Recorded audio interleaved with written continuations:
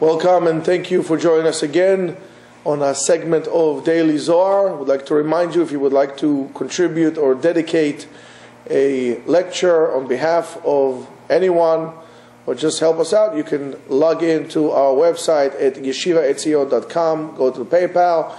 If you have any questions or requests, you can reach us at rabbigaon@gmail.com. The Zohar says, before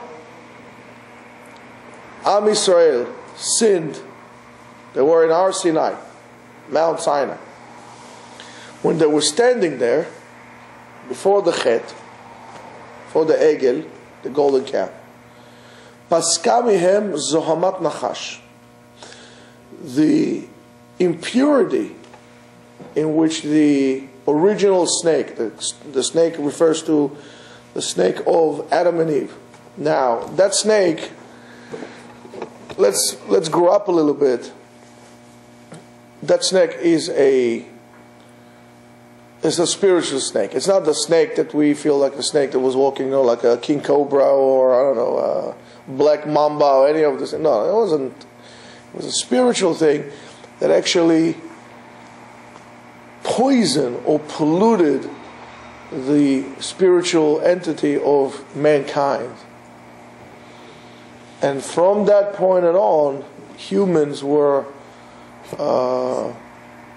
infected with the filth, with the impurity of the original, what is so-called the Nachash Kadmon, the original snake.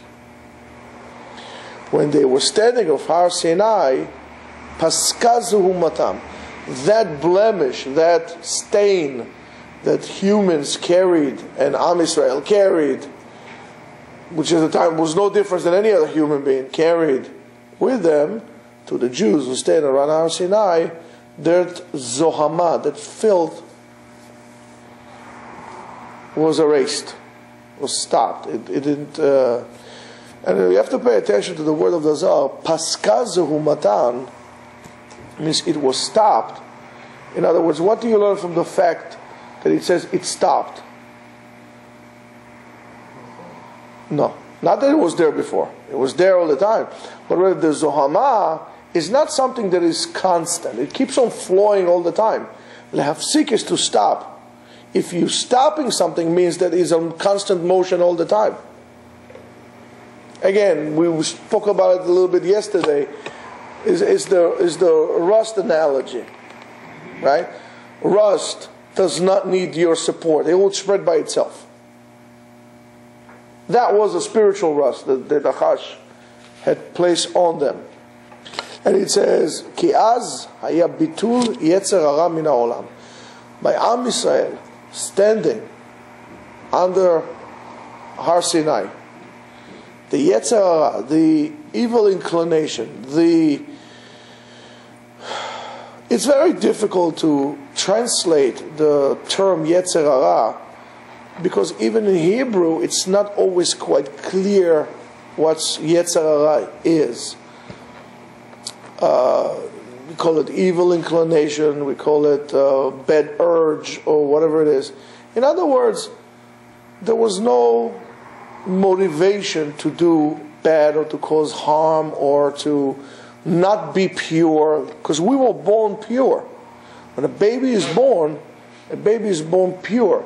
As time goes by, it becomes impure.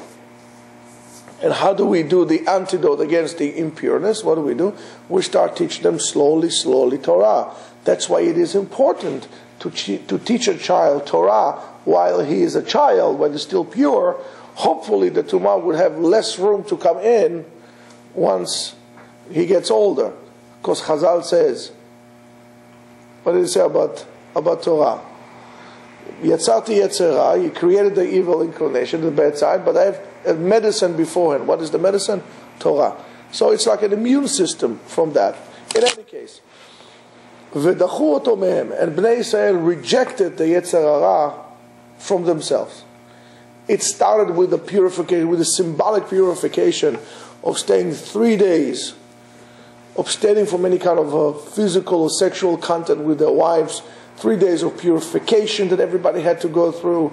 It was a spiritual thing. By involving the spiritual, it's not that having relations is bad and so on and so forth. It's not. It's a natural thing. We need to multiply, but in a pure way as well. It can't be either this or that. There is the middle path, which is the pure way to do it. And when they pushed us away, they clinched on, they held down to the tree of life. And they elevated themselves up, and they didn't, instead of going down, they elevated themselves spiritually up. When that happened, they saw divine visions. They were able to have spiritual revelations, visions. And their eyes were lit. Not like a blind man that has eyes but cannot see. You can actually see with your eyes, and you see clearly. I see clearly now, right? The same thing happened to Am Yisrael. They're able to see. When a person has wisdom, when a person is pure, he's able to see, to understand what this thing is all about. It's clear to him. When it's clear to him, there is a meaning. When you are unable to see what are you doing, whatever it is that you're doing for, you're going to have doubts, and it's going to be bad. And you're not going to do it. And then, then they were happy and eager to know and to hear what it was them. They had a thirst for knowledge, the knowledge of Torah. Since they had the thirst, they were willing to hear. If you don't want to learn Torah, regardless of how much I would like to teach you, it's never going to happen. You need to first of all want it. Only then I will be able to teach you. ואז חגר אותם הקדוש ברוך הוא חגורות של אותיות השם הקדוש. Then הקדוש ברוך הוא wrapped them with, it says חגורות, kind of belts of the holy names. It was like ribbons with the holy names around them. They were surrounded by it. It kind of held them together with that holy name. שהנחש לא יוכל לשלוט עליהם. So the snake would not be able to have control over them. ולא יטמא אותם כבתחילה, and it would not impurify them as it was in the beginning. It was a protection, a shield.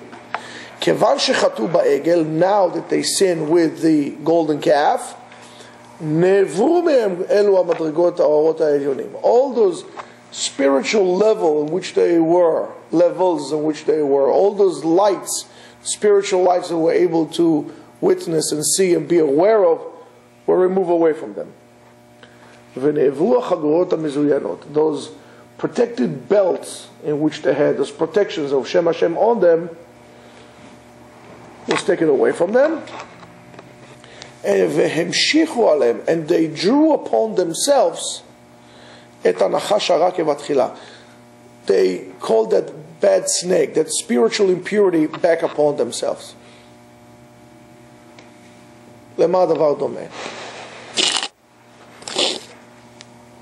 Let's say, for example, you have a person. He was exposed to, let's say, I don't know, pornography when he was a child, or young, an adult.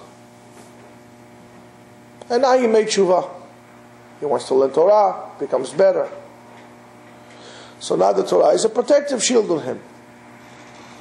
But now he says, it was kind of fun.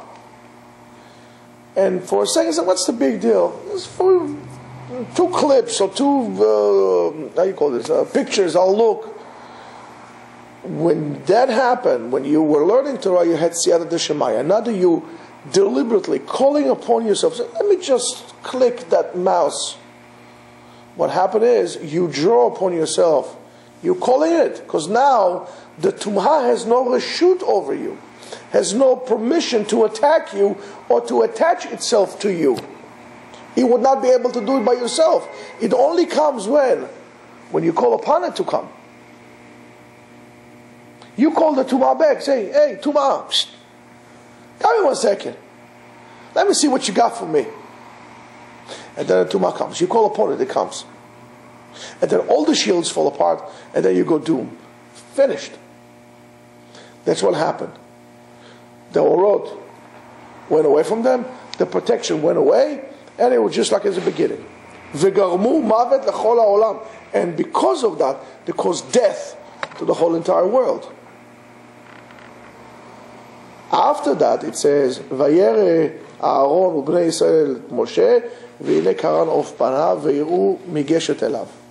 After that, it says that Aaron and Bnei Yisrael saw the face of Moshe Rabbeinu that was glowing, and they were afraid of him. The Zohar says, come and see. Ma katuv betchila? What it says in the beginning. Vayar Yisrael et hayad hagedola. Right? And Bnei Yisrael saw the mighty hand of Hashem. Shekulam hayu ro'im orot elyonim. They were all able to see. They all became prophets. And the Gemara says the vision of Yecheskel was nothing compared to what a little maid saw on the Yam Suf. In terms of the elevation of it was so high, the visions that they had. Vayiru, they were able to see great lights. Shekatuv, Sheiru b'mara meira. They were able to look in Kabbalah. It refers to the level of prophecy of Moshe Rabbeinu as paklaria meira. It's the shining mirror. It's the highest level, the closeness, the most almost pure, less distortion, light that will come from Hashem down to this world, the closest one you can get. They were able to be almost next to the source of prophecy, like Moshe Rabbeinu. Shekatuv v'kol ha'am ro'im et hakolot. They were able to see the noise. Practically speaking, or philosophically, physics, if you're talking about that aspect of physics, or when you're talking about the philosophy of physics, you technically could see the noise. Okay, they were able to see those energies. They were on such a high level that even voice, noise, had a shape to it. And it says, "V'al hayam hayu ro'im v'lo yiru." Then on the ocean it says ro'im, and didn't say ve'yiru. Shekatuv ze eli ve'anvehu. They were able to see. They would say, "This is my God." In other words, this is how high the level of prophecy was. Ve'achar shechatu, and after they made the sin, Pnei HaMetavech, there is Moshe. They couldn't look at his face anymore. It was too great for them. Thank you. Thanks. They were able. Not only they weren't able to see, to look into Hashem because it was hidden for them. They could not even tolerate the face of Moshe Rabbeinu. It was so overwhelming. They couldn't do it. They just couldn't see it. What does it mean they were afraid of approaching him? Come and see. What did it say by him? And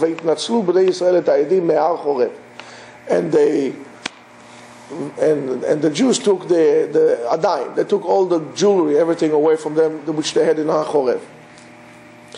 שנעבר מהם העדיים שנתחברו בהם בהר סיני כדי שישלוט להם נחש הרע. Whatever they jeweled themselves in Har Sinai was taken away from them in order for the Nachash, the Yetzer Hara, not to have complete control over them. Why? כיוון שנעבר מהם, since it was removed from them. What does it mean when it says ומשה ייקח את האוהל ונטע לו מחוץ למחנה הרחק מן המחנה? When he took oil moed and he put it outside of the camp of Israel, not only outside, far from it. What's the problem here? Amar Rabbi Elazar, Ma mikra ze etzel ze?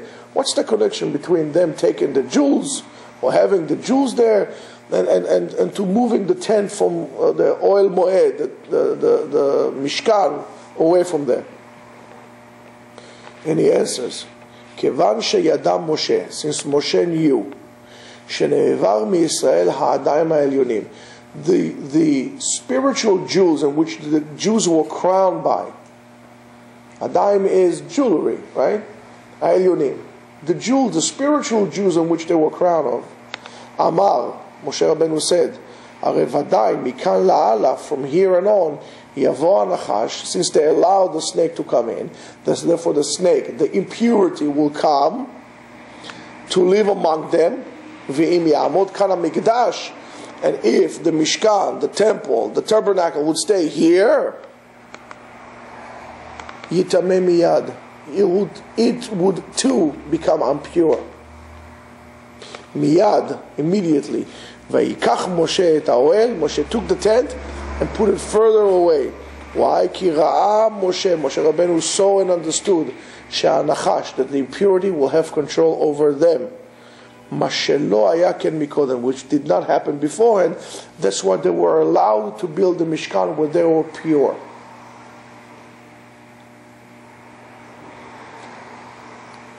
We can fix this. We can fix this. And there is a mikveh, an immersion bath in which you cleanse your body. It's not a bath, but it's a spiritual bath for your body as well. You purify the body. But if you purify the body, what happens? Doesn't mean you purified your soul. You could still be a rotten person. If you would touch something tameh, you would not become tameh, would not become impure. But you're a rotten person inside. What's your spiritual mikveh? What's the problem here with all? It's that not that the body is impure, it's that the soul is impure. And therefore the only spiritual mikveh to cleanse your soul, to stop and to create a gap between you and the Yetzer Hara, is to be completely immerse yourself in Torah. In other words, not only the learning of the Torah, which is great by itself, but even more so to be active upon, is to apply everything that you learn to Torah. Everything that you do in your life should be geared and associated with Torah. This is how you make it. Because everything that we do is a reaction to something that had already happened. In reacting to everything, we can never take an initiative. At a certain point, you need to put a distance between you and that. You need to have a canyon. And at that point, when you decided to come to Beit HaMidrash, to come and learn, you made the gap. This is your chance, when you come here, this is your chance to stop being reactive and start being active. By doing so, applying everything that you learn, you're able to stop the nachash from coming to you. You can stop the tum'ah in which is going on. And this is only why we have to continue learning and learning and learning. Because again, if you see that when Bnei Israel sinned, they brought death to the world, when we would be able to control ourselves, to control the impurity that comes and wants to dwell into us, and we learn and we apply, we bring chayut, bring livelihood to the world. So Yiratzon, may it be that we will all be able to find the strength and the courage and the truth inside of us, to realize that that's the truth, and we have to come here and learn. And then we have to come and strengthen ourselves, and we should put the glasses of Torah to look at whatever happened to us, not from our own perspective that is distorted, that is inflicted and distorted by impurity. We should take those receptacles and put glasses of the Torah on our eyes, and therefore judge everything that happens in the world, not on fashion, not on style, not on on anything, political correctness or incorrectness. What is the Torah's view on that? This is how you stop the Tumah of Nachash. Amen. K'nei Ratzon.